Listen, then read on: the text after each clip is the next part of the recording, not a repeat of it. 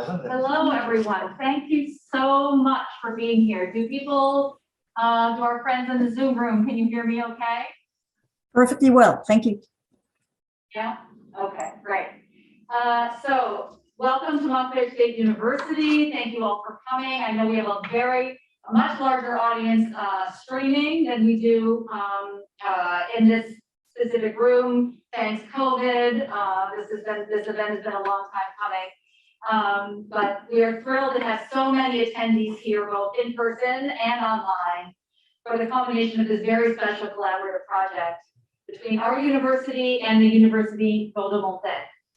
And all of it is part of International Education Week, which we are celebrating right now. I'm Kathleen Loyson. I'm Associate Professor of French in the Department of World Languages and Cultures. And you're going to be hearing a whole lot in our video about how this project came to be, so I won't repeat that story now, but I would like to take this opportunity to thank a number of very important colleagues who helped bring this project to fruition. First is Domenica Dominguez, who's no longer with us here at the university. She just left her position as Director of International Academic Initiatives. We all miss her, and she is the one who brought to my attention the existence of a grant opportunity with the FACE Foundation. The Transitioning to Virtual Exchange COVID-19 Relief Fund. FACE is the French American Cultural Exchange Foundation, and is supported by the cultural services of the French Embassy in the US, as well as the US Embassy in France. My liaison at FACE was Ms. Katrine Gephardt, and I'm so grateful to her and the foundation for their financial and moral support. Thanks to this grant, I was able to partner with my two faculty counterparts at UVM, Dr. Sophie Rachmul and Dr. Laurine Francois, whom you will meet shortly. And through whom I had the pleasure to meet Dr. Lucy Edwards and Dr. Sabine Saint-Champ, who were guest lecturers during the project. We've been working so closely together over the last year, it's hard to believe we've never actually met in person, Sophie and Laurine. Next, I'd like to thank Dean Peter Kingstone for his enthusiastic support of the project, along with the grants offices at MSU and UVM, without whom none of this would have happened. I'd like to thank the media and tech teams on both campuses, headed here at MSU by Dr. AJ Kelton and his main woman, Jenny Young, who hopefully is arriving soon, and at UVM by Mr. Régis Dedevu. Your expertise and guidance were crucial.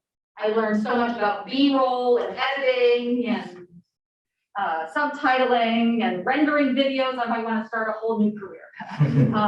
But don't tell my chair, Dr. Lois Oppenheim, who is in Israel this week, or my colleagues in the rest of my colleagues in world languages, without whom I would also like to thank for their unwavering encouragement. I'd also like to thank Dr. James Mansour and Mr. Steve Stavanti from the New Jersey Historical Society for inviting our class to your archives, and for giving us such a wonderful lecture and hands-on experience, and for coming here today. And last, but certainly not least, I'd like to thank the students, all of the students on both sides of the Atlantic, for your patience, your enthusiasm, your laughter, your insights, and your efforts. You are the ones that we do this for, and you are the ones who are at the center of this project. We'll have the chance to meet just 4 of these students during the panel discussion after the film, and I'll introduce them at that time. But without further ado, I'd like to introduce Dr. Peter Kingstone, the Dean of the College of Humanities and Social Sciences, who would like to say a few words. And we will then hear from Dr. Antoine Hervé, who is Vice President of International Relations at UVM. Peter. Thank you. Thank you, folks. Thanks all for coming. Thank you for staying up late in France to join us. I'm really delighted that you're here. I won't take up a lot of your time. I'm as eager to see this video and hear the discussion as you are. I just want to, first of all, thank, of course, all the folks here at Montclair State who made this happen. I want to thank all the people at the Université de Vaud-de-Montagne for their support, their collaboration, the 2 embassies, of course, and most importantly, to the students who produced this. I just want to take a second and say why I'm so excited about this project. And when Kate approached me about supporting it, I enthusiastically threw my hat in the ring. One is the obvious thing. So Kate said, thank you, COVID. That was kind of ironic, but the non-ironic version of this is it's reminded us that there actually is technology that we can incorporate into the classroom and allow us to reach out and meet people and exchange with people that we might never actually meet. And especially as someone who's worked internationally, the idea of getting students across different national borders to work together and to meet each other and to talk to each other is extraordinarily important. So thank you, COVID, for getting us to think about new creative ways to introduce technology into the classroom. The second that I'm really excited about is that I'm a great believer that the only way you come to really understand your own society is through comparison with other societies. And to bring students together to grapple with one of the really great and pressing social justice issues that we're really seeing in different manifestations all over the world is really wonderful, really important. It teaches you a great deal about another society, but it also gets you to look at your own society in ways that you might not have otherwise. And it helps you to see across cultural borders and national borders and recognize that we as a people, all humans across the entire globe, share a common set of problems, concerns, and principles that bind us as human beings. The last thing I want to emphasize, I think is really exciting, is that as we move into the 21st century, a lot of us, I think, are recognizing that the old model of education, where I stand and project my wisdom out to you and you receive it and then write an essay, is really not fit for purpose in the 21st century. And a project which really invites students in to be co-creators and co-discoverers and co-producers of knowledge is really, really exciting and is disruptive of the ways that we think about education. And so I'm on that note, I'm going to stop again. Thank you, students. Thank you, faculty, for producing this experience. And now I'm going to take a seat and I want to sit back. Thank you, Peter. Dr. Eftig, Yes, thank you very much, Kathleen. joining Thank us you, from Peter. overseas. Good. Can you hear me okay? Yes? Okay, well, thank you very much. Good afternoon, I think it is for you. I'm calling from Germany myself. I'm not in Bordeaux, next to my, close to my colleagues and friends, but I'm supposed to be in the closing, to be attending a closing dinner at this very moment. But thanks to you, I'm escaping German cuisine for a while. So plus, seriously, I wouldn't have missed this important event for anything. Our president is currently on a plane back to Bordeaux, but I told him I would be with you tonight, and he was proud and supportive and told me to sort of brief him on when I come back to Bordeaux on how things went. And as I was saying, I wanted to be here because I think this project is a very important and beautiful project. I mean, as Peter said, it's to start with, it beat the pandemic. I mean, it beat COVID. You know, it allowed students, in spite of the difficulties we've been through in the past few months, you know, to do something, to build something together with students from the US, and that's very precious. That's unique, and we're very grateful to everyone who was involved in the project for having given our students this opportunity. A project which is both cross-cutting and cutting edge. I mean, we learned a lot from the technology. You master much better than we do. I think we have to admit, and we managed to create. I mean, to bring this project to fruition and completion, thanks to the help of so many people, support staff at International Relations Office, technical staff, faculty, especially my colleagues Sophie and Laurine from the Applied Languages Department, one of our departments which offers programs on cultural diversity and languages, which are one of our, one of our major angles at Bordeaux Montaigne University. And a project which finally demonstrates that our two institutions, our two universities, are able to work together and build very successful projects and offer very exciting things to our students, to both our student populations. And I think that it also shows that they should continue to work together and continue to build and to come up with innovative ideas, such as the one that we are witnessing tonight. So congratulations and thanks to all the persons involved in this project, and first and foremost to Sophie and Laurine, through whom I first heard of it, and to Delphine at our international office, who from the very beginning offered to liaise and to support the project with daily meetings with Sophie and Laurine.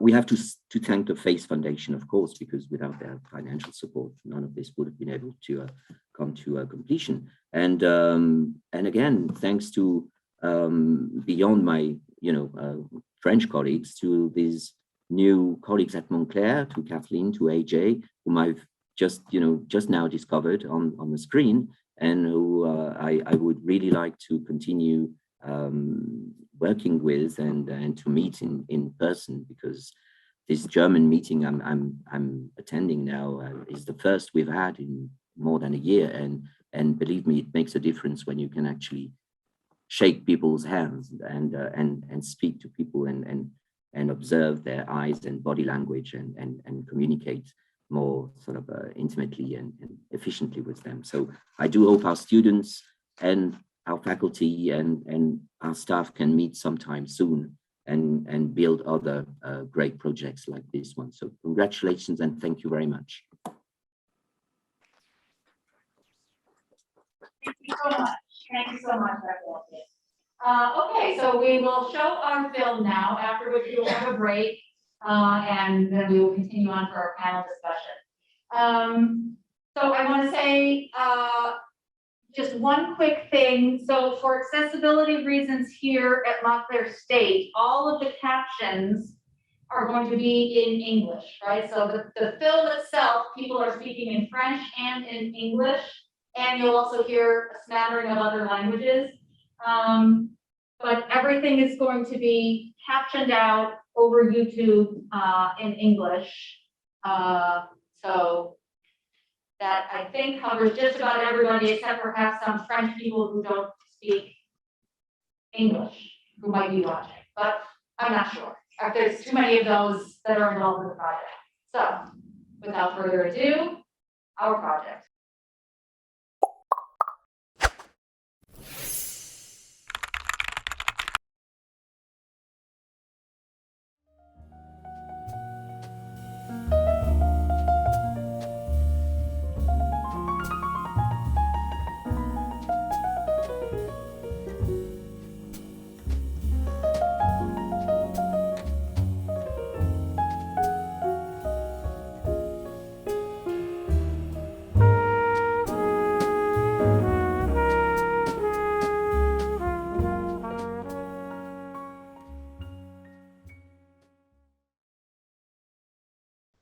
Bonsoir. Hello. Salut.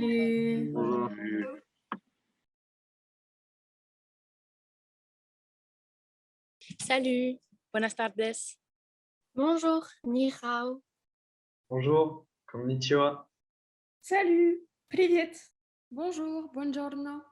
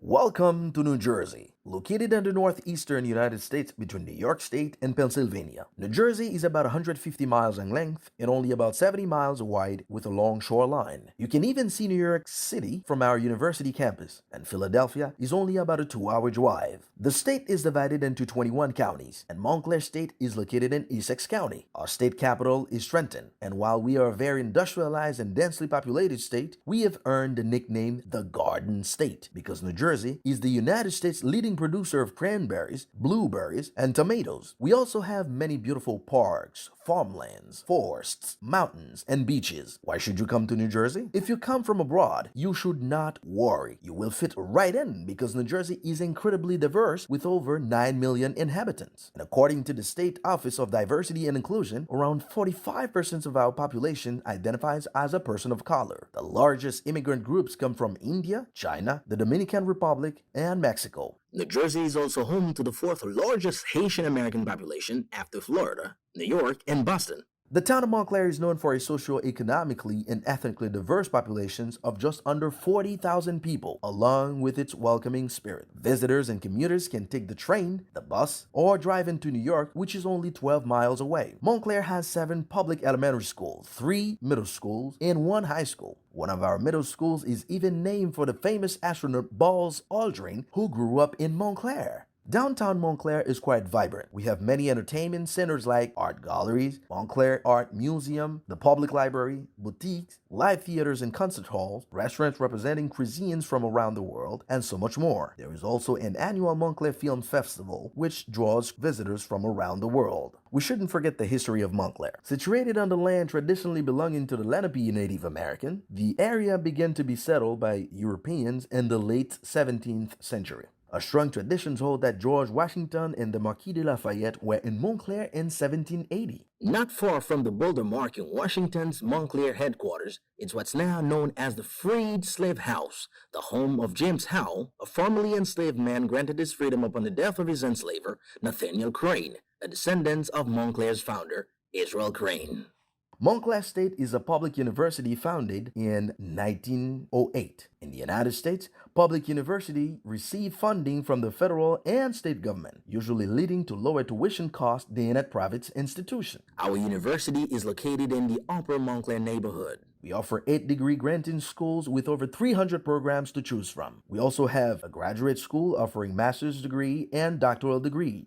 We have over 21,000 students. Montclair State is a commuter school, but we also have several residence halls. Our undergraduate population has approximately 16,000 students, 40% of whom identify as white, 13% as black or African American, and 29% as Hispanic or Latino. We are officially designated a Hispanic serving institution by the U.S. federal government. Students of other ethnic backgrounds such as Asian, Native American, or Pacific Islander, or those who identify as more than one race, make up the remainder of the student population. Just over 50% of our students are between 18 to 21, but many fall outside this range, often working full-time or even raising a family. We have many buildings on campus, including Dixon Hall, named for David Dixon, the first African-American president of MSU. There is also a student recreation center, a library, several performance venues, green spaces, sports fields, cafes, and more. Now let's talk a little bit about the Department of World Languages and Cultures. Housed in Conrad Schmidt Hall, we offer language and cultural courses ranging from civilization and literature to film and translation in 9 language areas. No matter their major, all students at the university are required to take 2 language courses. Students can go on to major or minor in Arabic, Chinese, French, German, Hebrew, Italian, Japanese, Korean, or Russian. Spanish and Latino studies constitutes its own department to better serve the university's large Hispanic population. Finally, in partnership with the Feliciano School of Business, we offer a language, business, and culture major for students interested in international commerce while also concentrating in a second language. We have students and faculty of all different backgrounds involved in the French program, hailing not only from New Jersey and other states, but also from Francophone regions such as Quebec, Haiti, West and North Africa, and France. French majors pick from among 3 concentrations: French civilization, translation, or teacher certification. And students can even continue on to earn their master's degree in French, concentrating in French studies or professional French translation.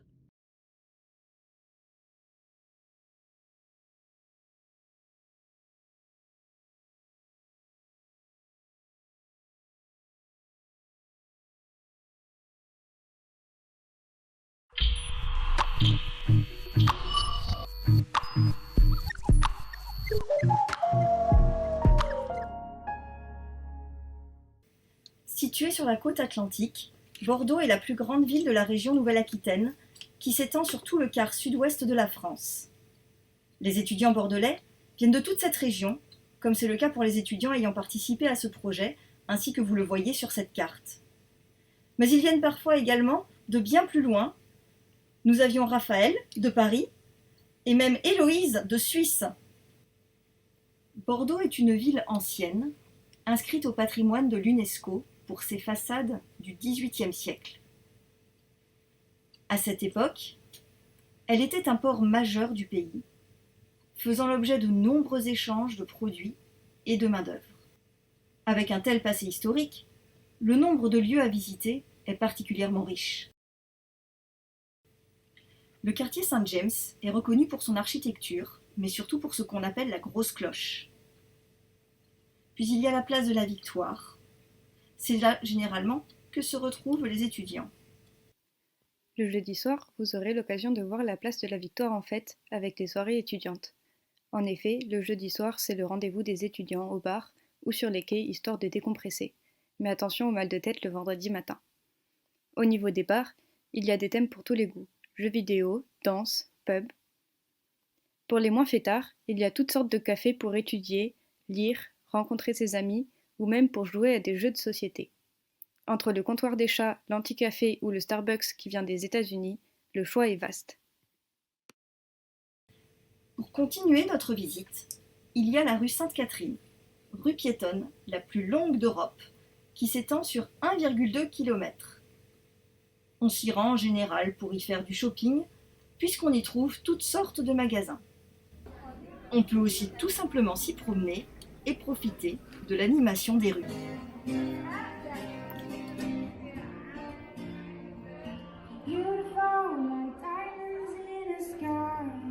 Sur la place des Quinconces, on trouve le monument des Girondins, érigé en souvenir de la terreur qui suivit la Révolution française. Suivant les saisons, de nombreux événements y ont lieu, notamment la fête foraine ou le cirque.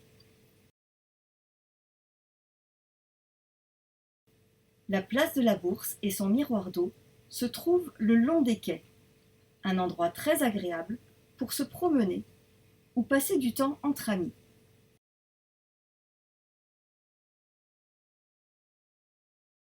L'accès à l'université Bordeaux-Montaigne se fait par le tram B à l'arrêt Montaigne-Montesquieu. Vous la découvrez ici en période de Covid où le campus est vide puisque les enseignements ont entièrement basculé à distance. La première université de Bordeaux fut créée dès le XVe siècle. L'université de Bordeaux-Montaigne doit son nom à Michel Eyquem de Montaigne, philosophe humaniste et moraliste de la Renaissance. Bordeaux-Montaigne est la faculté des lettres, arts, langues et sciences humaines de Bordeaux. Notre université accueille environ 18 000 étudiants chaque année, dont 2 000 étudiants internationaux. Notre filière de langues étrangères appliquées représente quant à elle quelques 2 500 étudiants. Le corps enseignant et le personnel administratif comptent 1 300 personnes. C'est une université publique, comme la quasi-totalité des universités en France, ce qui signifie que le coût de la scolarité des étudiants est très majoritairement financé par le budget de l'État. Seules quelques centaines d'euros sont à la charge des familles, bien que le coût réel s'élève à 12 000 euros par étudiant, la différence étant couverte par les impôts. L'université Bordeaux-Montaigne est composée de 3 unités de formation et de recherche, ou UFR. L'UFR Humanité, l'UFR Sciences des territoires et de la communication, et notre UFR, l'UFR Langues et civilisations. La filière langues étrangères appliquées comporte 3 blocs disciplinaires d'égale importance. Le premier est un bloc de matières obligatoires pour tous et axé sur le monde de l'entreprise, économie, droit, géopolitique, mais également informatique et français.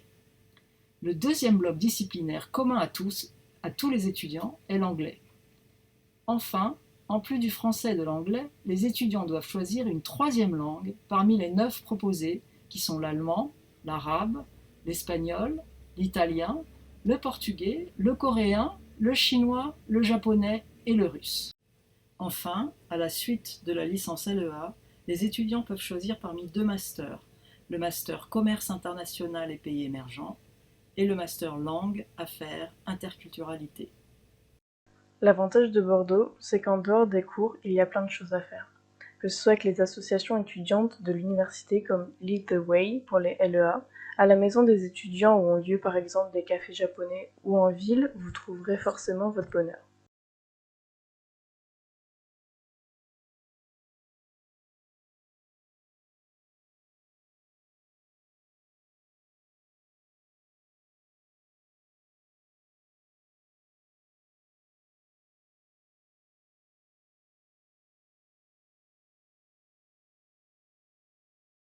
This project between Montclair University and the University of Bordeaux actually started thanks to Domenica Dominguez, who heard about the FACE Foundation grant for virtual exchanges. So she contacted on our side one of our colleagues, whose name is Véronique Béguin, who is the person in charge of the partnership between our two universities. Véronique thought about Sophie Rachmul and I as potential, contacts for this program or for this project, because she knew that Sophie Rachmul and I both work in a sort of collaborative translation group at the university, with which we translate poetry, mostly Caribbean poetry, but also we translated in the past poetry from Los Angeles, all sorts of things. It was due to this, belonging to this group of translation that she thought about us. As a result, Sophie and I started working with Dr. Loyson, and we came up with loads of thrilling ideas, and that's how we launched the project. We did have an existing basis of a partnership with Bordeaux. We had some contacts over there, and we just set to writing the grant under Domenica's direction, and it became what it is today, which is this wonderful collaboration with Bordeaux. We had 11 students from Montclair State, and we had 12 students from the University of Bordeaux-Montaigne. So a total of, 23 students. At Montclair State University, it was the students who are enrolled in our degree program in French translation, who were going to be taking the course in French translation that we were offering this semester anyway. We have a 3-course sequence, and this was the second course in the sequence, Translation 2. So they would have been taking this course anyway, whether we were involved in this project or not. So we just thought this was a way to enhance their classroom experience, give them some real hands-on material to work with instead of, just thinking about translation in a theoretical way or translating text that really didn't have any relevance to their lives. This was a way to show them how translation can work in the real world. On our side, we had 12 students participate from the second year of LEA, which is the Applied Language Program, and they were chosen. We sent a message to all second-year students in LEA. So this means 15 groups. This means about 450 students. We told them about the project, and we asked them to volunteer and apply. Included in their application, since we knew there would be some videos to make, we asked them to send a video form of their application so that they would be ready to use their smartphones as the project required. So they were chosen on that basis. There were 15 applications, and we chose 12. The primary goal was to fulfill the mission of the FACE grant, which was to provide a forum for virtual exchange during the age of COVID. That was the mission of the FACE grant, was finding ways for students to experience some sort of exchange program even when travel was not possible. Our specific goal, as we were trying to meet what FACE was asking for, was this combination of translation with the critical examination of a social question. And we chose the issue of Black Lives Matter since it's so pertinent, and this blossomed into many other questions around democracy, citizenship, the foundations of the two democratic societies. But France and the United States are two of the oldest democracies in the world, and yet we're very different in the way we conceptualize some of the foundational concepts of democracy. So the students and we discovered a lot about that through the practice of translation. I would say that if there hadn't been the COVID-19 crisis, this project would not have been possible at all, because simply in terms of technicality, I mean, our university would not have invested so much money in a Zoom account if there had not been the necessity to do so. And without the Zoom, there was no way we could have done what we did. I mean, the sessions together, inviting people that we interviewed, working in breakout rooms 6 hours apart from one another. It turned a difficult situation into an opportunity, that grant, because without the FACE Foundation grant and without the access to Zoom, the two together made it possible to give this impetus to the project.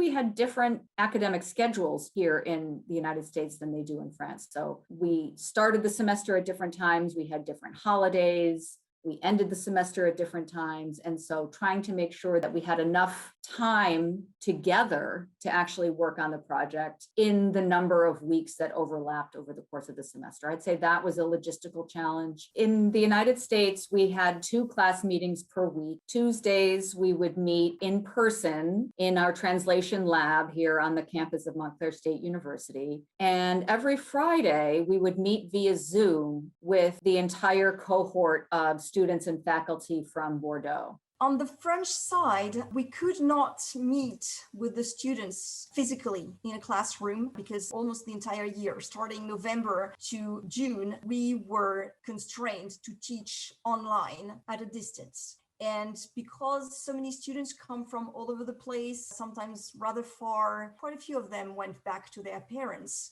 during the semester. We did not have the opportunity to meet them for real, and all the classes took place via Zoom. However, it was in fact quite good in terms of, meeting with the American students. That was really thrilling to be exchanging live with native speakers and not to have any delay between question and answer. Some of the high points were when we had people invited over to talk to our students. Dr. Sabine Tinchamp-Benrao, who is a social linguistic expert, had this wonderful workshop with them where she led them to think about how you designate people who are white, non-white, and also she led them to think about those words that we refuse to say or that we feel awkward saying and why, and how this is also telling about our society.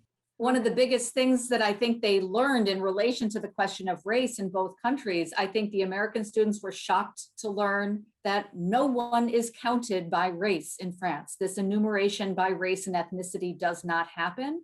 And I think the French students were just as shocked to discover that everything is counted by race in the United States. And yet they all said that when they had to describe a person, to them it seemed to be quite irrelevant to mention the color of their skin. Most of the students in this group came from multicultural backgrounds, multicultural families.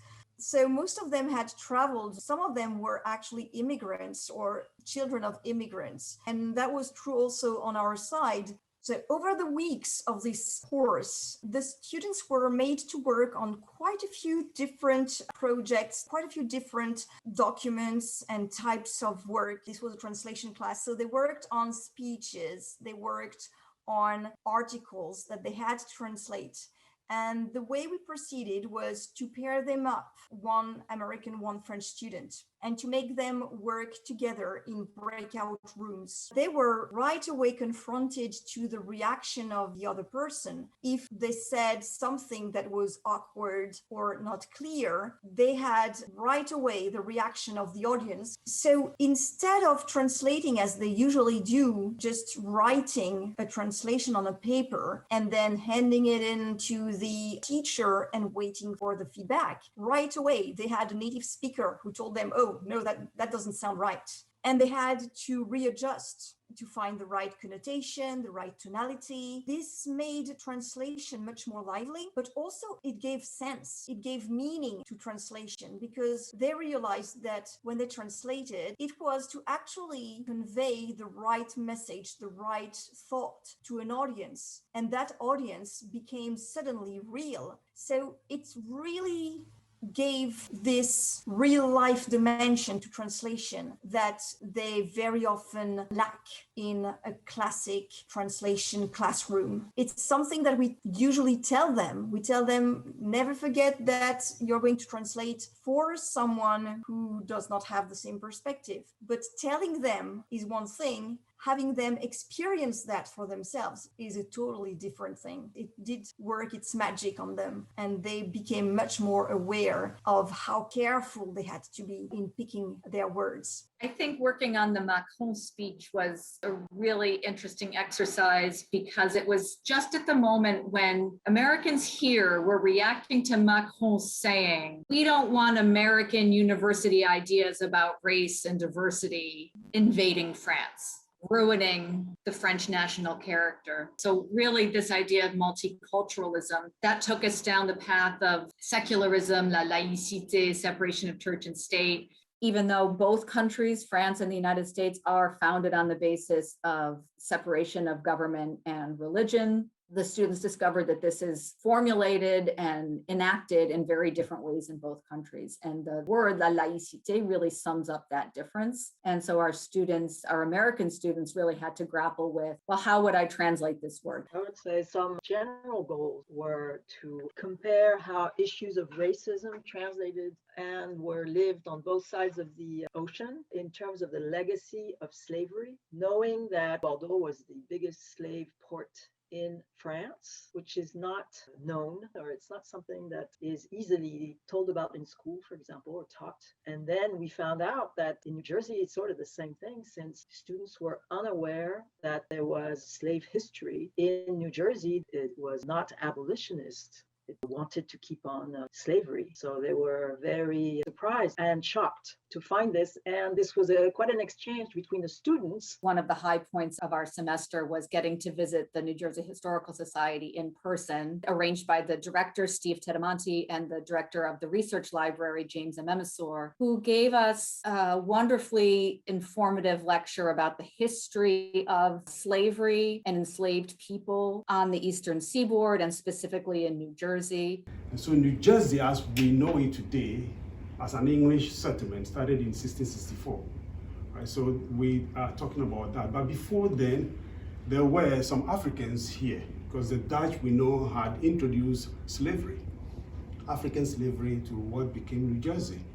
So when the English took over, there were some Africans here already as enslaved people, and probably free people as well, because we continue to see evidence of free Black people in New Jersey. They would actually let us touch those really, really old documents and original documents, which was really like, I don't know how to explain that feeling. It was just surprising and intense for me. Yeah, it really brought it alive, didn't it? I mean, seeing the old handwriting. Some negative ways that COVID affected the project was, for example, in France, they had much longer periods of lockdown than we did here in New Jersey. And so while they had planned to have a field trip to the Musée d'Aquitaine, it turned out in the end that they were never able to actually go visit the museum in person. Luckily, we were able to interview Lucy Edwards, who was the translator of the book documenting the exhibit at the museum on the history of slavery in France and Bordeaux's involvement with it. It's important not to rewrite history. I think it's important that we look at what happened in the cold light of day. The linguistic reality, which was to designate human people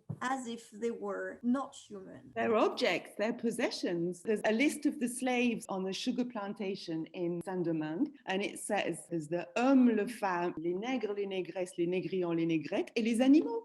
Ils sont listés avec les animaux, avec les chèvres. That fact speaks to itself, you know. Speaks to itself. And that's why it's important to keep language as it was, to show the horror of the reality that was in fact encapsulated in the language used at the time. I think another aspect that the students learned quite a bit about from Lucy Edwards was the profession of translation. Also how stressful it is. That's what came. Yes. I didn't realize how stressful it was. Yes. And one of them said, "Oh, that's for me now."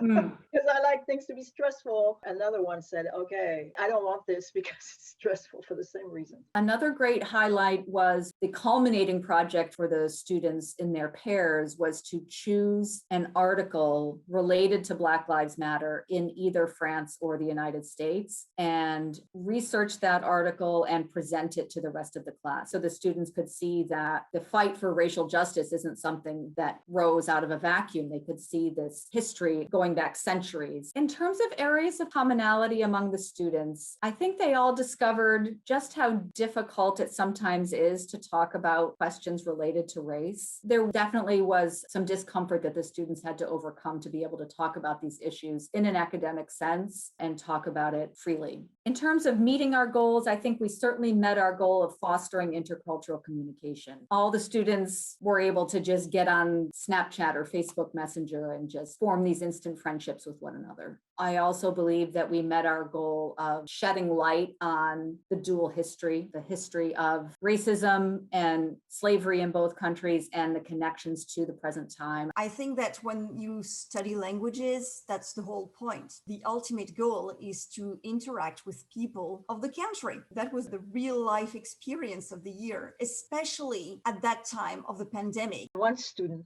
said that it was the highlight of her 2 years at university. It was the best thing she had done.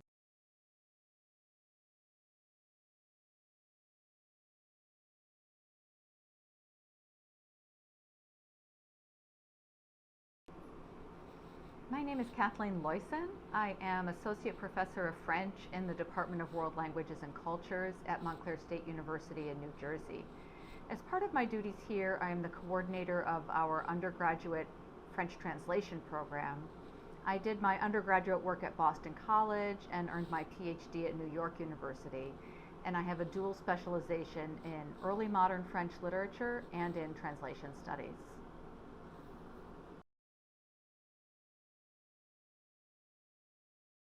Hello, I'm Laurine François. I'm an associate professor at the University of Bordeaux-Montaigne in France. I teach American literature as I wrote a dissertation about Elizabeth Bishop's prose and poetry. But I also teach undergrad translation classes in the Applied Modern Languages department, as well as business English, negotiation, and intercultural mediation at the graduate level.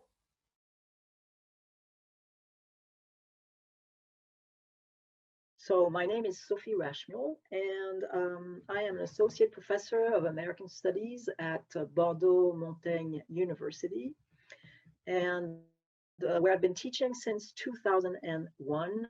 I've been teaching American Studies and English, the English language, and I've also been chair of the Applied Modern Languages Department since 2012, which is about almost 10 years.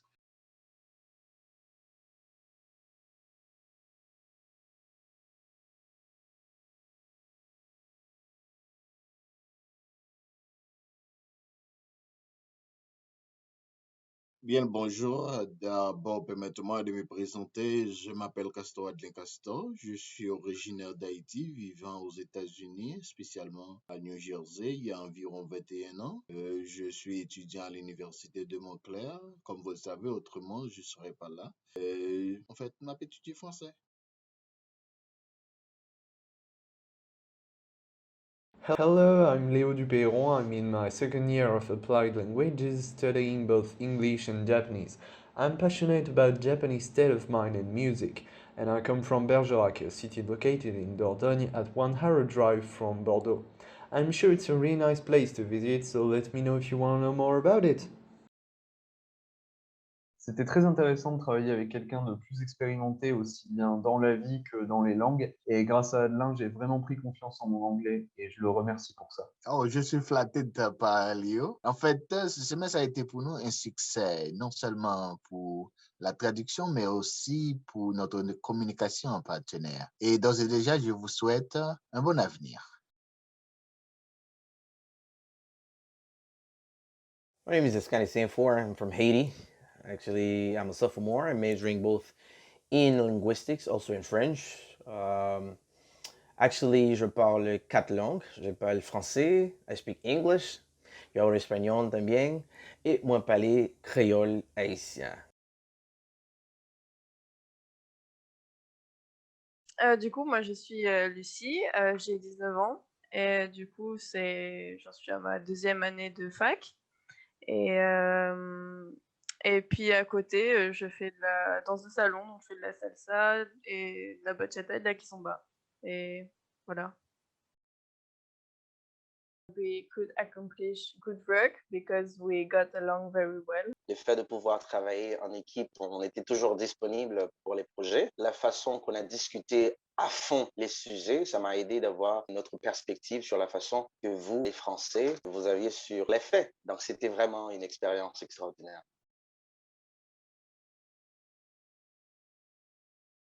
Hi, my name is Randy Smexon. This is my senior year, currently in the Language Business Culture program at Montclair State University. My parents are from Haiti, but I was born here in the United States, Old Bridge, New Jersey. I currently speak Creole and English, and I'm trying to study French.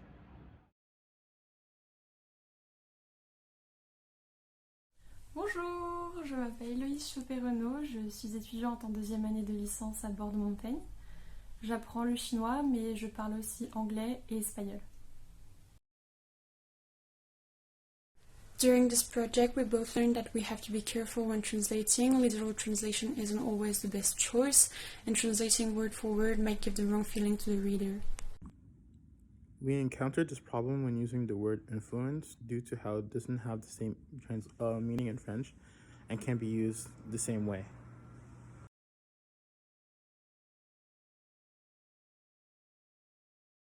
Hi, my name is Daniel. I am a junior at Montclair. I study English and French, and I'm also pursuing a master's in English. I am from Fair Lawn, New Jersey. I'm Italian, and I have a lot of family also in France, and I speak English and French. Hi everyone, my name is Raphael, I'm 20. I used to live in Paris, but now I'm living in Bernac, which is a city nearby Bordeaux with my 2 siblings and my mom. When I got some free time, I like to hang out with my friends and practice judo. I'm also studying Japanese and English at University of Montaigne. Most useful thing in translating with a native French student is when to use specific words and phrases that an American translator is not particularly aware of. Then I'd like to add that it helped me a lot with the using of sentence structure. And finally, it was really fun and enriching as we learned about New Jersey and Bordeaux slavery involvement.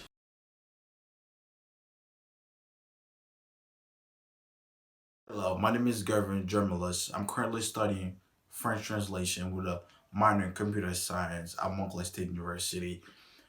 I was born and raised in Haiti. Both of my parents were born and raised in Haiti. I speak French, I speak English, and I speak Haitian Creole.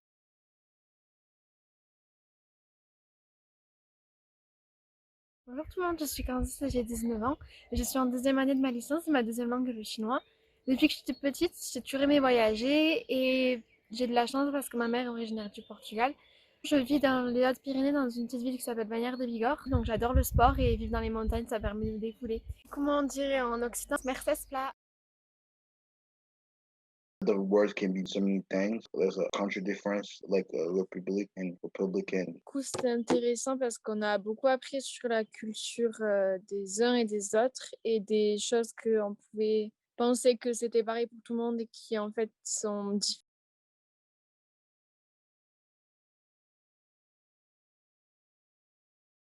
Bonjour, my name is Taib Ostron. I'm a sophomore at Montclair State University. My major is a business culture and language with a specification in the French language and culture. I am American, French, and Turkish. I speak all 3 languages and have all 3 nationalities. Tadia Rao, je m'appelle Odile Cazeneuve, j'ai 21 ans et je suis en lettres étrangères appliquées à l'université de Bordeaux-Montaigne où j'étudie l'anglais et le chinois. Je suis bordelaise, mais j'ai la nationalité française et anglaise. Ma famille française est originaire de la région de Bordeaux et du bassin d'Arcachon, et ma famille anglaise est originaire des États-Unis et d'Angleterre. 再见! What surprised me the most was how easily we understood each other and how well we worked. It felt as working with a student from my own class and not so much an international exchange. Moi, ce que j'ai trouvé le plus intéressant, c'est d'en apprendre plus sur la traduction. Et j'ai trouvé que le travail en binôme m'a permis de vraiment se rendre compte que la culture a une influence sur la compréhension. Hello, my name is Amelia. I speak English, Spanish, and French. I'm a political science major. I'm a sophomore.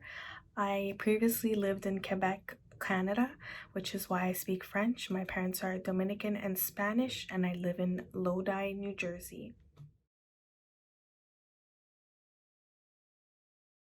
Bonjour, je m'appelle Kenza, j'ai 21 ans et je vis à Langon, une charmante petite ville du sud-ouest de la France à 20 minutes de Bordeaux. J'aime aussi beaucoup l'art y hablo también español, Canada, la via, y I also speak English and un peu italiano.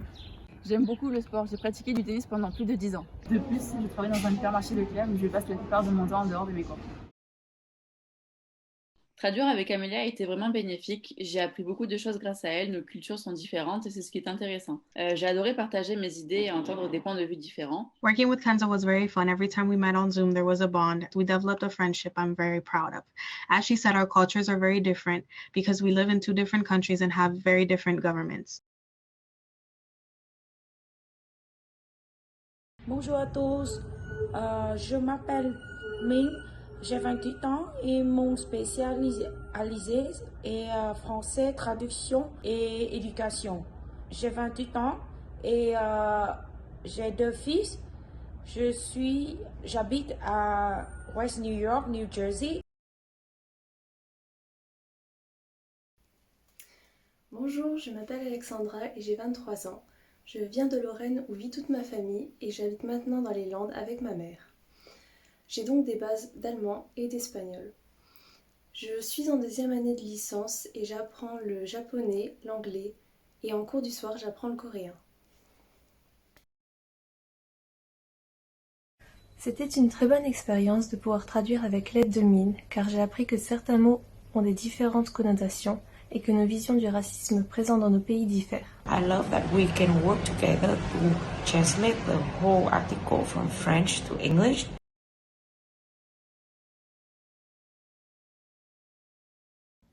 Bonjour, my name is Stephen Ochoa, and I'm a 21-year-old student that goes to Montclair State University, and I'm currently studying jurisprudence in French, and I'm also of Colombian, Guatemalan, and North American descent. Salut, je m'appelle Julie. J'habite dans le Médoc, situé au nord de Bordeaux et dans la région Nouvelle-Aquitaine, mais je suis originaire du Nord-Pas-de-Calais et de la Lorraine, dans le nord et l'est de la France. Je suis actuellement en 2e année de langue étrangère appliquée, où j'apprends l'anglais et l'espagnol, plus la langue des signes. Cette expérience a été une belle opportunité pour améliorer mon français. J'ai trouvé cela vraiment amusant de voir comment vivait le français de l'autre côté du monde. I liked working as partners. Fortunately, we complement each other very well, and because of this, we were able to help each other understand what we were transcribing.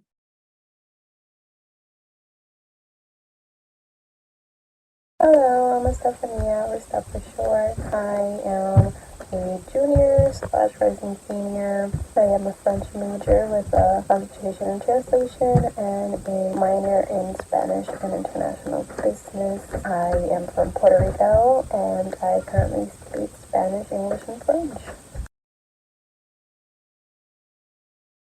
Salut, moi c'est Anaëlle, j'ai 19 ans, je suis en LEA anglais-espagnol, entonces hablo un poco espagnol. Je vis dans une petite ville entre Arcachon, là où il y a la plage, et Bordeaux, le centre-ville. And here are some things that inspire me. When it comes to translating, we have to keep in mind really unique context. In this case, we wouldn't use the same words if we're addressing the book to a French person or to an English person, because both countries have different histories and different pasts.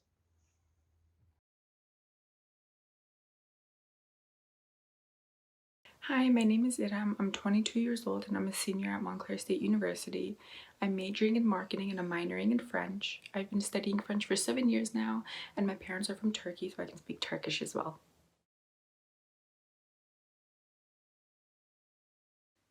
I'm Victoria and I'm in my second year of university. J'étudie principalement l'anglais et l'italien, mais aussi le droit et l'économie, ainsi que la géopolitique. Io abito in un piccolo villaggio che si chiama Saint-Caprais-de-l'Herbe, nel Lot-et-Garonne. Salut, moi c'est Marie-Camille, j'ai 19 ans, je suis en deuxième année de LEA anglais et russe. Je viens d'Espelette, un petit village dans le sud-ouest de la France, au Pays Basque, à près de Bayonne ou de Biarritz. C'est à 2 heures de Bordeaux. C'est une région très touristique l'été, notamment grâce à ses plages et à ses montagnes. I thought it was a really great experience working with you guys because it's not every day when you actually get to speak to somebody from another country and really understand how they would translate things. I think it was very interesting because when we were translating, we had different point of view on words and sentences. I think the pandemic really helped us because I don't know how we would have worked together.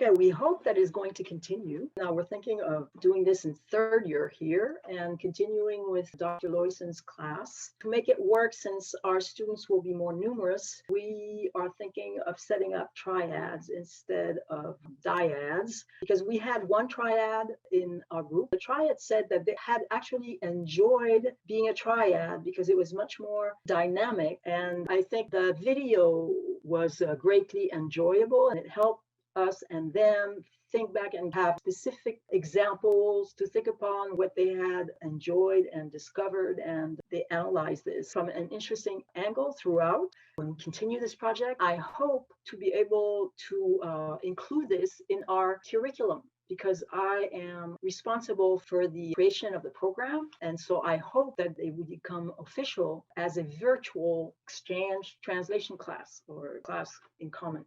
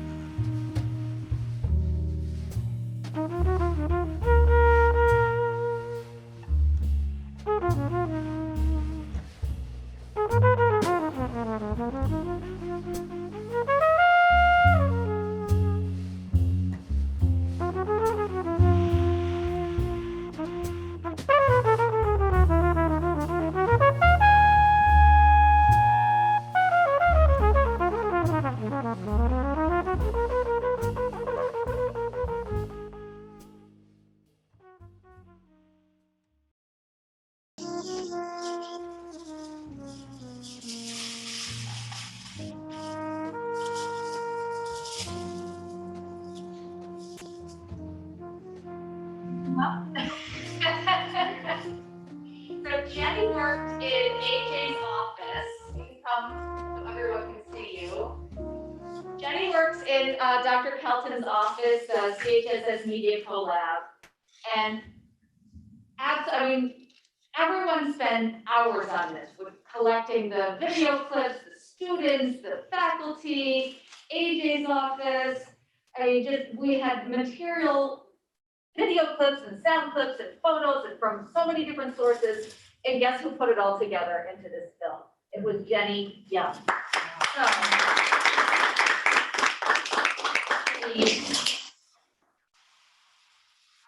I can't even tell you the number of hours that Jenny spent on this, giving up sleep, giving up homework.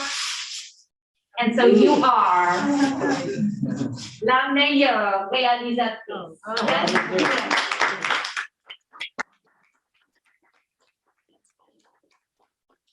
I didn't expect to be rewarded for this.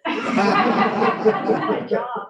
Thank you so much. Well, Jenny is a senior here at Montclair State University, majoring in animation and film. I'm an animation major and my minor is linguistics. So, like, putting together a video was like, I have After Effects experience, and it was also interesting because the video was about languages, so it related to what I studied, but it's still my job. Yeah. Well, you went so far above and beyond what we were asking you to do as a job. Every piece of the video owes its realization to you. So thank you so much, Jenny. Make this. Oh, Little Falls trophies. And they got the accent on them. They put the accent over you. So thank you so much.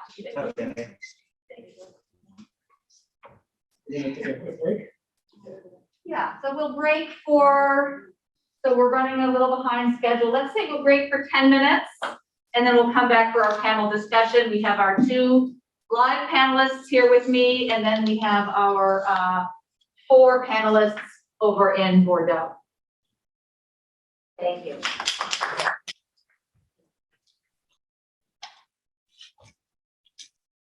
Are we visible?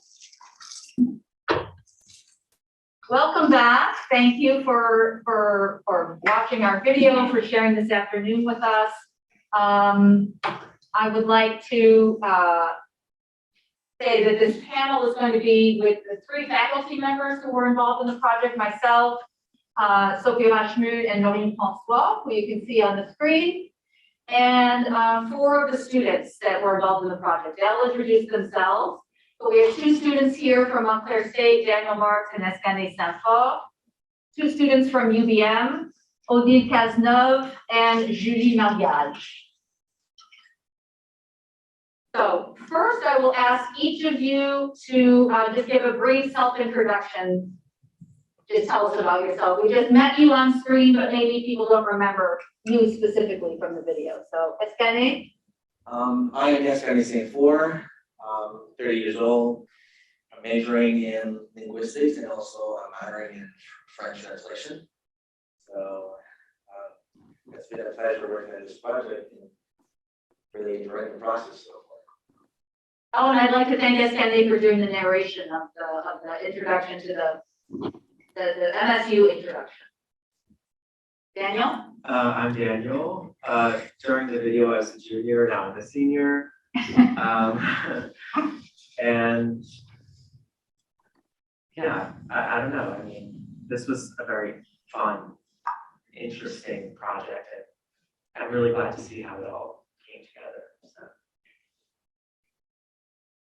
Okay, I don't know who wants to go first, Julie or Odile. Can you hear me? We can hear you, yes. Okay, yeah, great. So hi, I'm Julie. I'm 21. I'm also in modern applied languages. I'm currently in the US in the state of Oklahoma. And yeah, I keep studying and I'm doing my last year of university. So consider as a senior here. Thank you. You might notice that Julie's name is not on our program. One of the panelists had an emergency, and Julie stepped in at the very last minute. So merci beaucoup, Julie from Oklahoma. And Odile, vous êtes là? Yes, I already spoke. I guess you didn't hear me. No, we didn't. Okay, so yeah, I said I was sorry because I couldn't put my camera on, and so I'm Odile. I'm 22. I'm from Bordeaux, and I'm studying modern applied languages with English and Chinese. Thank you.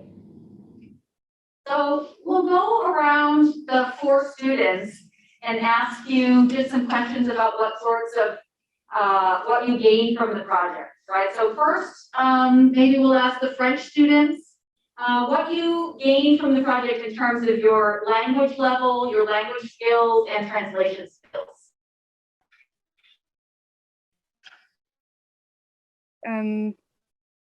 I guess first about language skills, it did help in English, of course, because I had an American student that could really help me when I was looking for some words or thinking about how to build a sentence. Like I was with Tahib, he could directly help me to think about which was the better way to address an American public.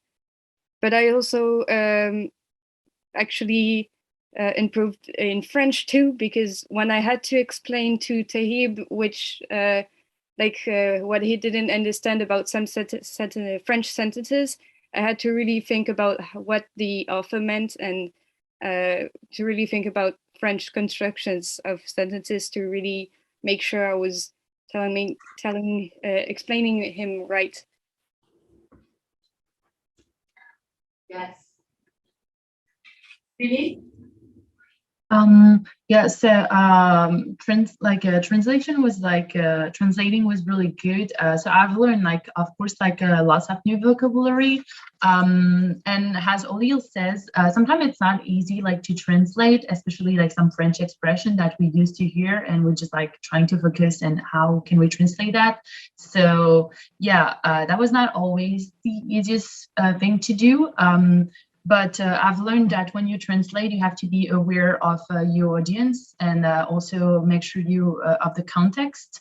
So, because some words are similar in French and English, but they don't have the same signification. And so you have to be aware of that. And so, yeah, that's collaborating with people really helps to have another point of view on the thing and being more open-minded when you want to translate something.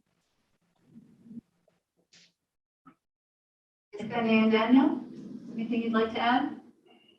Yeah, one of the things that really have a language learner is the level of exposure to the language, and especially for me, since I've moved in America 4 years ago, to get acclimated with the language, weather, everything. So it's pretty intense, but I enjoyed the process, especially whenever I have the occasion of meet up with people. So it's a learning process for me. And this experience particularly, I had a good level of exposure where we have several casual situations where I could express myself and I could learn new nuances and some other things that I would never be able to in a formal setting, but that project gave me the opportunity to learn so much more. Yeah, I echo what everyone has said. The first translation class was asynchronous, mostly I'm assuming due to the pandemic. So there was limited collaboration. There was some, but this was really rooted in collaboration, especially with someone from a French-speaking country. So there's just certain nuances to the French language that I did not understand, that I still don't fully understand, but Raphael, my partner, was very quick to say, well, we would say this in this context, and I was very quick to do the same for him. So yeah, I really appreciated the collaborative aspect of this. I don't know if Laureline or Sophie wants to add anything, but the one thing that I'm really thinking about here in terms of language was how much time we spent on the difference between La République and Republican. Okay, La République Française, right, has nothing to do with the Republican Party, right? And so if we were trying to translate something that was talking about les valeurs républicaines, right, the values of the French Republic, we couldn't translate that as Republican values, right? Okay, so trying to find different ways to say things like that, where the word looks, pretty transparent that it means what it means, and yet it doesn't. Rolene or Sophie? Yeah, what was very interesting is how much of the different cultures was important. It was important to know about these different cultures and the talk that they had about the different, what we call civilization, but different cultures, the French culture from the inside and the American culture from the inside, and the dialogue that they had together, and the fact that they realized that there was very different meanings behind these different words that seem similar. And I think they became aware of that. And in a live situation, I think that was the fun part of it, is to translate, as an experience, as an oral experience. It's partly oral because you are discussing. And so it becomes an experience, not just you and the paper and the books and the dictionaries, for example. So it becomes embodied by their, and some of them have stayed friends, have become friends, real friends. So yeah, it was, I think, a success all around in terms of translation and in human terms as well. Yes, and if I may add just a few words, as I said in the video, Sophie and I actually come from a group of translation where we translate all together, collaboratively, some poetry. And in those sessions, we have those very lively conversations, discussions over how to translate things, and we have a lot of fun. And from what the students just said right now, I'm glad that they had a bit of that experience as well, exchanging with people. And I mean, that's exactly what translation is about. It's about conveying something to another audience, making things accessible to somebody else. And that became, something very lively indeed. So I'm glad they had, the gist of it, and that they could enjoy it themselves as much as we do when we have this workshop with colleagues over poetry. I believe Dr. Pelton has told us we have a question from YouTube. We do. We have a question from someone who's watching on YouTube. I believe the name is Marcel Simon. And the question is for the students of both countries. Did you find that the slang words and expressions posed a special challenge? How did you approach translation of slang phrases? Well, I don't recall there being too much slang, just because we were translating more formal documents, textbooks, things like that. Newspaper articles, not the whole speech. He wasn't using a lot of slang. Right, but I as a French student, I've had to deal with that, and it's tricky.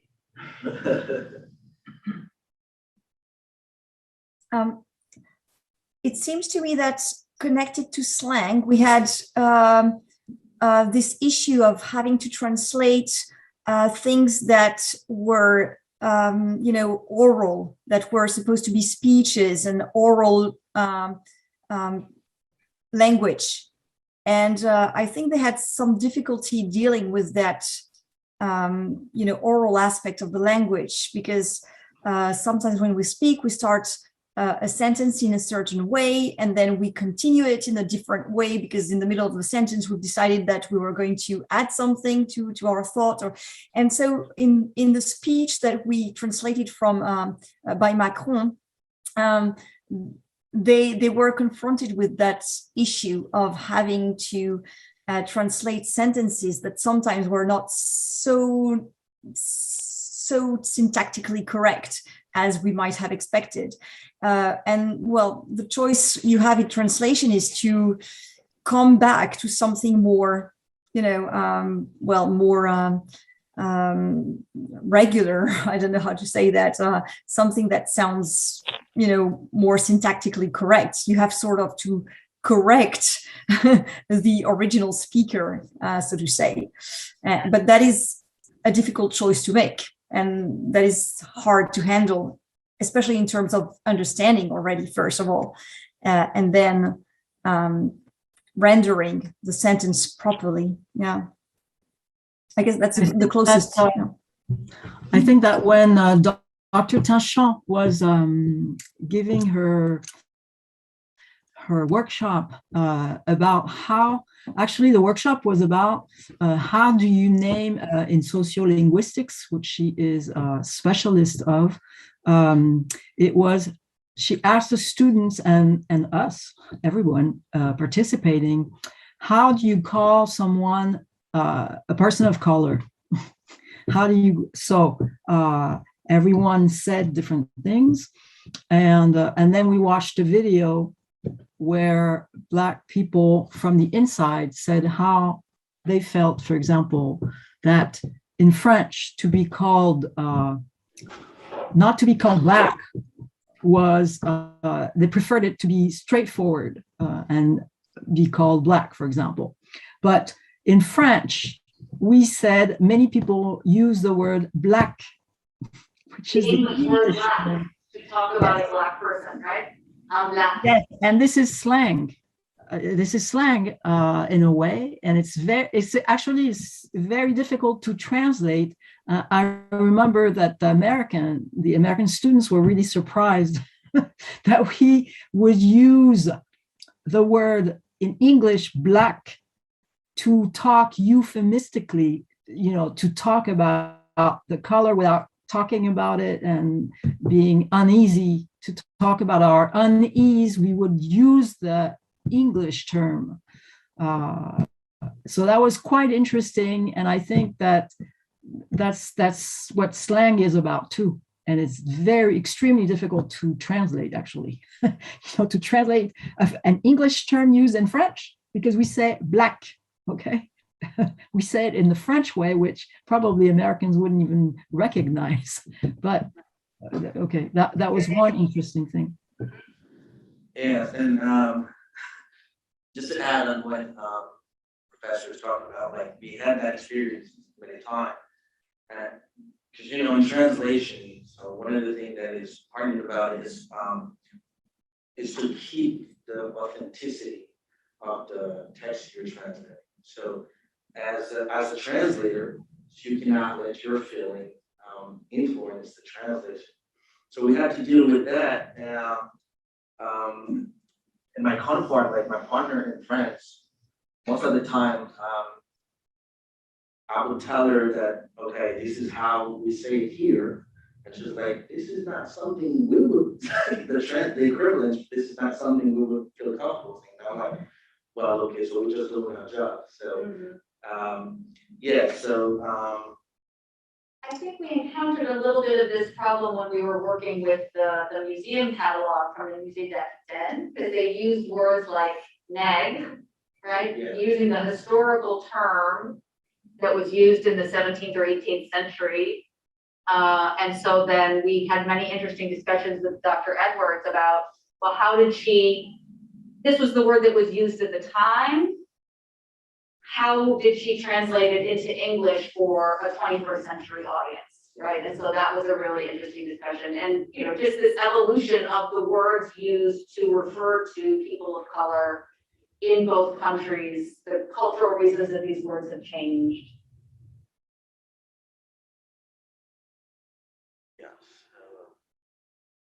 So the next area of questioning we wanted to talk about was what you learned in a cultural sense, right? And sort of this, what Dr. Kingstone was talking about before, the cultural comparison between France and the United States or your country of origin. We had many students from Haiti or Dominican Republic or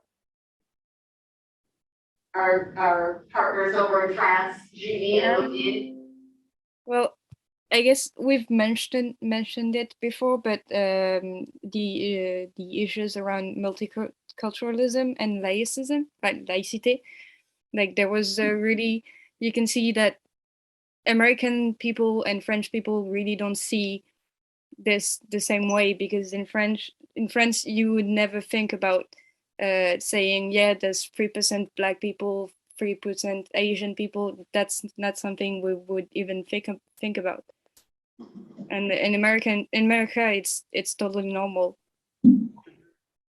Even our use of the word race was controversial for the French counterparts, right? That they wouldn't, the word race either refers to a human race or nothing at all. There's no such thing as different races. And so they would talk more about ethnic origin, right?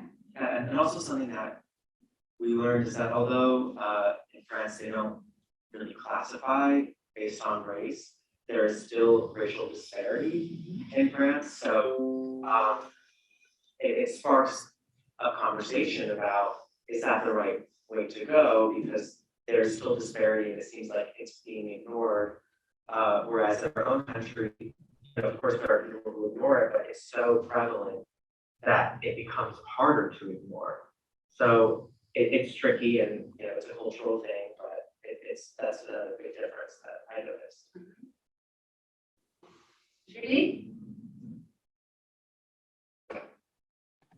Yeah, so what was like really interesting also to see about that, it's like, so like racism is like Black Lives Matter movement is like really imposing, like it's really important, like in the US, like it's a big thing. And in France, so has like most people, you guys says, like it's not that much of a big deal. I mean, it's like there is racism, but we don't see it. And so that's why like kind of like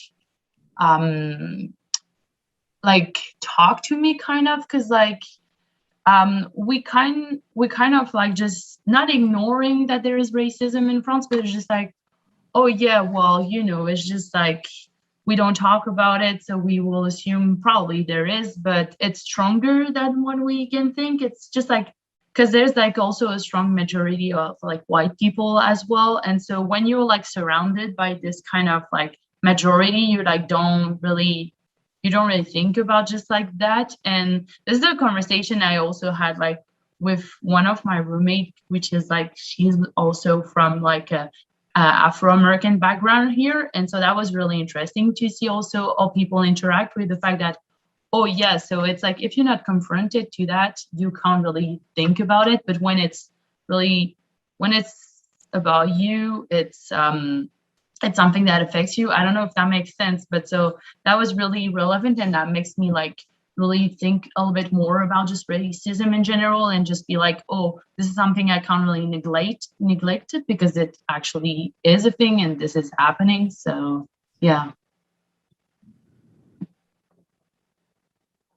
Any other reaction? Yeah, one of the things that I was amazed about also is when we had to address the concept of laicité.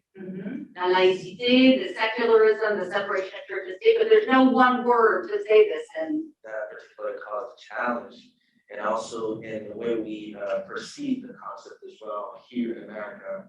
I would view it more like a mean of expression. There is no conformity. You're free to express who you are and represent who you are without being judged. But from the French perspective, we could have seen like laïcité from my French partner, as she explained to me, was more seen like there's a particular way to express yourself when you're in public. So like so it's hard for people to see the difference. Like yeah, we had discussions about that, and that was very interesting. So that came up around questions around the veil, right? How the wearing of the Muslim veil is the attitudes toward that are so different in the United States and in France, whereas in the United States we would never, you have, as Fanny was saying, you have the freedom to express yourself publicly, to express what your religion is publicly, wearing visible signs of your religion, whereas this is not allowed in a French context in public spaces. And how that has to do with this French national character that Macron was fearing in his speech, that was being sort of invaded, by these ideas of, is diversity, is our focus on diversity separating us, right? And so I think that was the fear that he was expressing, that the unity of the French people would be harmed by speaking of, by this focus on diversity. Yes, because I think that community is thought of as ghetto in France. Community in the United States, something really positive, because it's the link between people, the bonding, etc. But in France, communautarisme, what we call communautarisme, and we're afraid of, is linked with ghetto, something that's ghettoization. Yeah, segregation. Ghettoization, separatism, right? So we wouldn't translate communitarism by community, but by sort of actually the opposite of that, right? The separating out into distinct communities instead of one population. And it's the same thing with race. Yeah, excuse me. No, it's okay. Dean Kingston had a question. I was curious, Julie's comment suggested that the exchange led you to think a little bit differently about your own home, your own context. I was wondering if the other students on the panel or other students in the class felt like this opportunity, not just a matter of translating and understanding the other society, but did it lead you in any way to think differently about your own local society or community? Or well, not really, because I have friends and family who have faced this kind of racism. Like, for example, I have the brother of my aunt who is Black, and he works in banks, and if he's driving with his suit on, he would never get arrested by the police. But on weekends, if he has a sweatshirt, he would often get arrested. So it's something I already knew about, like how it's more discreet than in America, because we're not openly racist in France. It's more like a underlying kind of racism. Well, for me, something that I really had to reconcile with, it's something that I still think about after this class has ended, is that this information, this teaching of the history, this was the first time that I ever learned about the history of slavery in New Jersey, history of slavery in France, and I just came to the conclusion that this information was probably purposely withheld from me. We see today there's people, parents are pulling their kids out of history class. They don't want their kids to learn the history of this nation as it really happened. And I think I've, fallen victim to that, as we all probably have. So I've had to deal with, I had asked myself, why is it that as a sophomore or junior in college in a French class that I'm learning about the history of slavery in New Jersey and not in a middle school history class? Yeah. I think that's crucial. I learned things from Dr. Hemesor at our visit at the Historical Society about, I didn't grow up in New Jersey, but I grew up in a northern state, the state of New York, and I learned so much about the involvement of northern. The way we are taught as people from the north is, oh, that was something that was in the South. We had nothing to do with that. We were the good guys, right? And we learned so much about the involvement of the North, but then also how the northern states, New Jersey in particular, the New Jersey Historical Society, Dr. Hemesor describes Newark as the factory for the South. You want to speak about that? Yeah, pretty much. Most of these ships, materials in terms of equipment that they needed, they come from northern parts of Europe. And they were manufactured in Newark, the physical implements that were needed to maintain slavery in the South. Yeah, just the ropes and sandals and stuff that can be used for the slaves at the moment. They were manufactured in interesting elements. That was really mind blowing for me personally. I think for the students as well. So yeah, we are taught in France, sometimes they think, well, slavery is an American thing. We had nothing to do with it, and they learned their own involvement.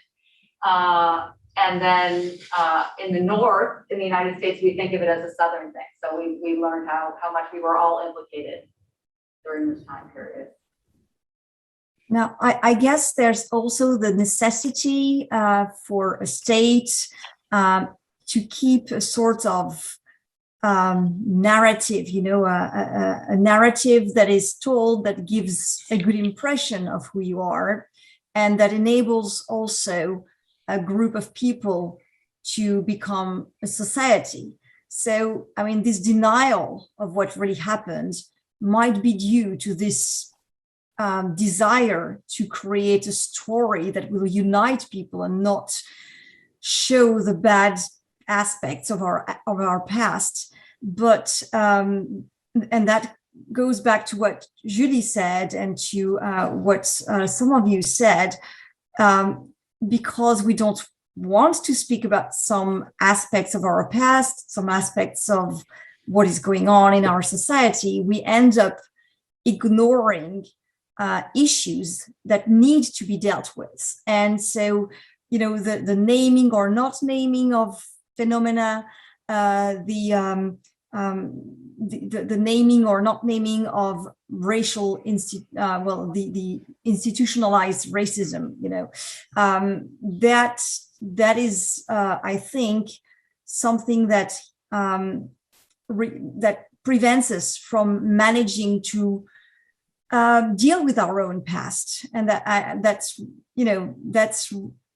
is understandable when you think of the need to once again create a common narrative. But I think that this common narrative is fraught with hypocrisy when you do so. And that's why I guess it was very important for us to speak about those matters, because then some of our students came to realize that, yes, there are things going on that cannot always be seen, but they are there, whether in the past or in the present. So, yeah.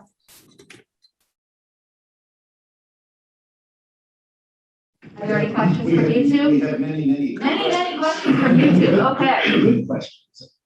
I almost don't know where to start. So Montclair State Sociology Department writes, "Thank you so much for your participation. I see so much promise in this approach. Given the different treatments of race, racism, and slavery in each country, did you find any difficulty to discuss these themes? How did you navigate discussions and translations of these items? These themes." Well, I'll just say, I may be repeating myself from earlier, but very often we would translate the English word race by ethnic origin in French, right? So there again is this, and on the one hand, it's a positive spin that we're all one human race, but on the other hand, it is a way perhaps of denying the existence of institutional racism and the differences and the discrepancies that do exist that Daniel was pointing out. So to translate the word race by ethnic origin doesn't feel the same to me.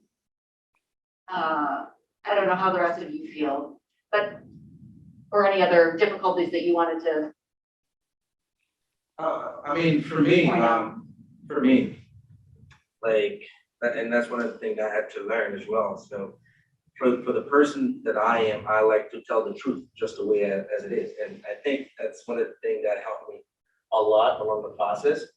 But at the same time, I was trying to put myself in my friends' shoes, trying to see, okay, like, how would they feel? What if I adjust a little bit?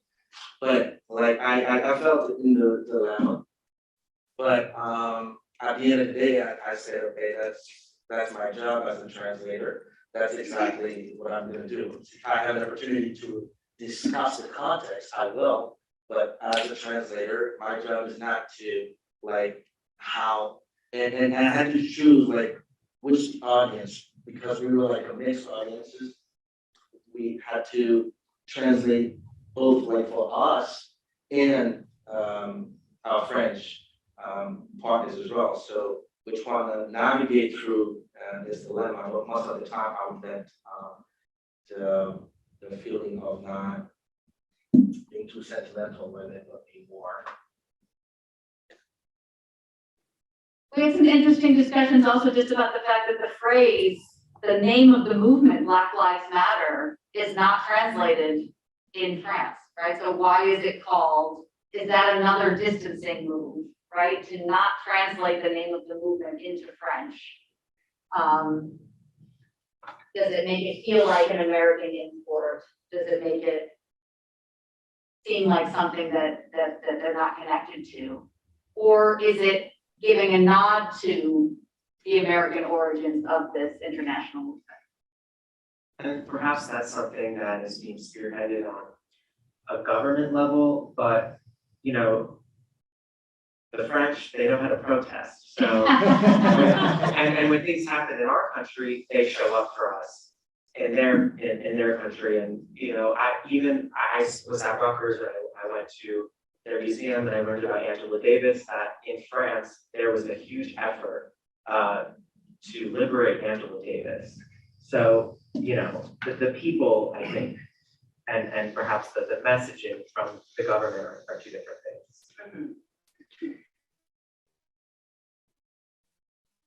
Any questions? Oh, yes. Steve Ferreira asks, what changes in their societies, if any, do the students think must happen as a result of this cultural and linguistic exchange? What changes in your societies, if any, do you think must happen as a result of this cultural and linguistic exchange? Vous avez compris la question, Julie et Odile? Yeah. Well, I guess it would be really good to promote this kind of exchange, because when you learn about others people culture, about how they think, and you really exchange with them, with not just like watch a documentary or something, really talk with someone that is native from the other country, it really helps people open their minds and question themselves and how they react to the world and how they want to leave it, really. Yeah, I feel like that was very like I wouldn't say entertaining, but like captivant, you know, because like it's just like just the way like we have been interact with people, and as Odile says, like of course like it's like helping really to have a different point of view on the situation and open your mind. And it's also like a good way to exchange like with people about like what you think, but at the same time like you cannot really go to the end of your thought, because it's like this is a very sensitive topics, and like people are very sensitive and you don't want to hurt people, so you have to be really careful about what you said. But I think that will be like giving people a great opportunity to express more about their feeling, their perception about like these kind of topic, or kind of like no one wants really to talk about it because it's kind of taboo, and it's just like, oh well, we've talked about that, we learned through history, but this belongs to the past. But no, it does not, because it's still like going on today. So I think that will be really giving a great opportunity to people to just like express themselves without putting a judgment on what they think, even if it's still very complicated topics, and like you have to really be careful and use the right words to just express what you think about it. Is there anything you feel like should change about French society that you've discovered through the course of this project? I would say like French people should be more open-minded for sure. Even if we like in a cultural country, because we have like lots of, as you would say, like races, like lots of different people from different country coming to France.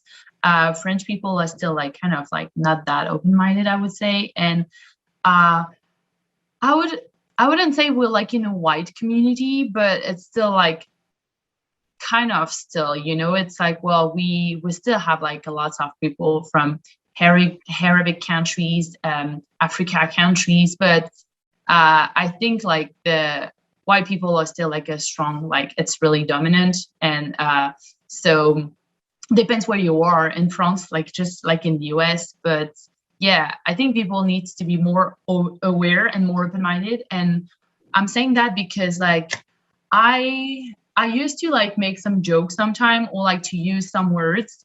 And so this class and just like in my personal reflection in general, like really helped me to just like think about that and just like being, oh yeah, okay, this can affect people. This is not very nice. And I should just be aware of that it can really go deep and people are really, really sensitive about that. So even like a little joke really can hurt someone.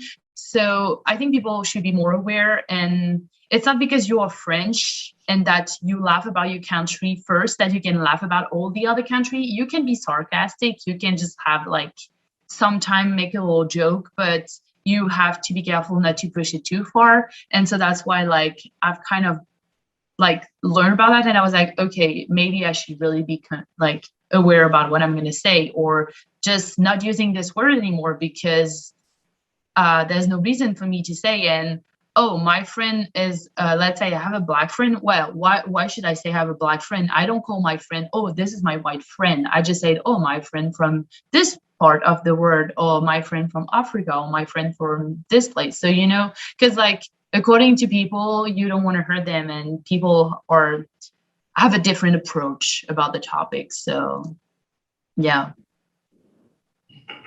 Thank you, Judy. I think these questions are sort of went together, so I'll ask them together and then you guys can decide how you want to answer them. Same person though, Marcel Simon. To what extent is this difficulty with laïcité and communitarism, excuse me, mesh with the precedence Americans give to individual expression? And in the same context, does French have the concept of code switching? And how does that work? Well, Dr. Tanchon can talk about code switching for us. If she were here on the panel, our sociolinguistic expert. Sophie or Doreen, do either of you want to speak about code switching in French? Is there? Well, I couldn't hear the whole question that AJ just gave us. Could you repeat, Kate? Because I tend to hear your voice better. Okay.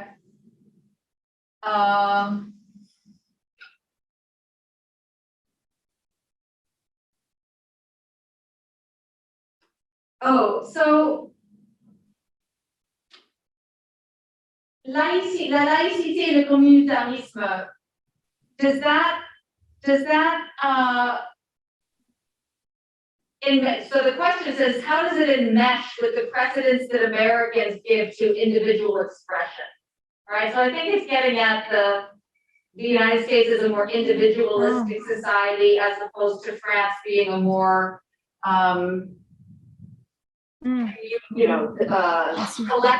collectivist society. I think it's also in schools, like for example, from primary school to high school in France, people are not allowed to wear obvious religious signs. That means no veil for a Muslim, for example. And there are a lot of debates in France every summer around the burkini and other religious items like this. And these are debates, like for example, in an American school, if a Muslim student is allowed to wear the veil, and it's no question about like there is a question about if you're French, you're not supposed to wear the veil because every French people is just French. Like we don't have like religion. Yes. Religion is supposed to be a private thing. Like we keep it at home for French Yes, people. Like you're supposed to be French first, and then you can be something else. And that's what you said, Kate, about the collectivist aspect prevailing over individual freedom or individual expression. And I guess that this is what Odile was describing. In fact, yeah, that's all those social issues that come time and again in the French debate over whether you're supposed to be allowed to wear a veil at work, things like that. They come from the fact that indeed we don't give priority to individual freedom. We give priority to a social cohesion. And of course, when you stand, from a different vantage point, and which is, for instance, the American vantage point, which is about giving priority to the individual, then, that doesn't make sense, of course. Because the priority is not the same. So it's all a question of vantage point, what prevails over what, and that very much relates. I guess that answers the question about laïcité as well. Okay, laïcité being the rule of the state prevailing over your personal expression of faith, of religion, of anything else. Mm-hmm. I think that's very well put. Do we have any questions from our present audience? Jenny in the back. So in elementary school, we were always told to do the Pledge of Allegiance. And some of us, we were kids, so some of us didn't really know what it meant. And we would just say it automatically. But I think recently, some people are allowed to sit out of saying the pledge if they don't want to. So I'm kind of curious if France has that kind of nationalism or support if they have a Pledge of Allegiance, kind of like the US, and if you wanted to sit out, would you be punished for it? well, not really. We don't really have that kind of stuff. I'm pretty sure most French people don't even know the national anthem. At least not all the words of it. And we don't. I know that in America there is this big thing around the flag. You're supposed to fold it in a certain way, and in France, you don't throw an American flag on the ground. It's really rude in America. In France, people don't really care about these symbols. They do care about the Marseillaise though, because we've seen in soccer matches, games, we've seen, for example, football players do a sign that was misinterpreted. And at one point, I remember when there were players whose masks were not saying the French anthem. That became a problem. So problematic. But there's no such thing as a Pledge of Allegiance. You don't make the students stand up. The eight-year-olds stand up and pledge allegiance to the flag in France. That's not something that happens. No, certainly not with God in it. Certainly not something with God in it. Yes. Because I went to intermediate school in Houston, Texas, and I had to recite the Pledge of Allegiance every morning, and it was really strange for me as a French person. I can tell you that it was a whole other culture. But the question that Jenny asked was, I think it was Jenny who asked it, is extremely interesting because I had never thought about it. But yes, on the one hand, as we just said previously, in France, the collectivist aspect seems to be the priority over the individual. And yet it's quite paradoxical to think that in schools, we don't have that type of meeting in the morning. We don't have that honoring of the flag and that is rather paradoxical, and I had never thought about it. So thank you very much, Jenny, but I'm not sure I have a question, an answer to your question. But that is rather strange and surprising in a way. But it used to be probably that we had to recite Catholic prayer, because we were a Catholic country for a very long time, where the Catholicism was really important. So for a long time we had that, but laïcité was built against that. So yes, but precisely this is the history, and both our histories are very different.